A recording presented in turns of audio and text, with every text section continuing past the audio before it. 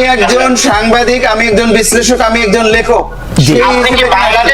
আমি কি না এইবার আমার মনে হয় এরকম করলে আলোচনাটা আসলে আগাবে না। তাসলিম আমি একটু বলি, সবাই আমরা তিনজনই তাসলিম আমি একটু বলি, মাহবুব মোর্শেদ এগুলি বলবেন, আপনি শুধু আমাকে এই জিনিসটার দিকে একটু মানে একটু যদি আপনি এটা করতেন। মাহবুব মোর্শেদের ব্যাপারটা হচ্ছে যে মাহবুব মোর্শেদ বাসসের প্রধান সম্পাদক হিসাবে মাহবুব মোর্শেদের একটা নিজস্ব অবস্থান থাকতে পারে। এখন ঘটনা হচ্ছে যে আপনি তাকে যতটুকু উদ্ধৃত করেছেন, আমি তাকে যতটুকু বুঝেছি, এই ব্যাপারটা যদি বোঝা ঠিক না হয় মাহবুব মোর্শেদ নিশ্চয়ই আমাদেরকে ক্লিয়ার করবেন পরে।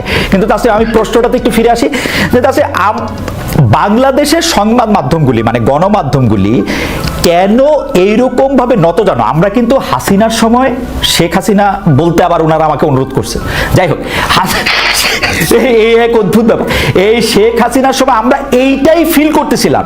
তাসলিম আপনি যেরকম এটা খারাপভাবে ফিল করছেন, যেটা মাহবুব মোর্শেদ ফিল করছে, যেটা আমি ফিল করছি, যে আমরা আসলে কথা বলতে পারছি না, প্রশ্ন করতে পারছি না।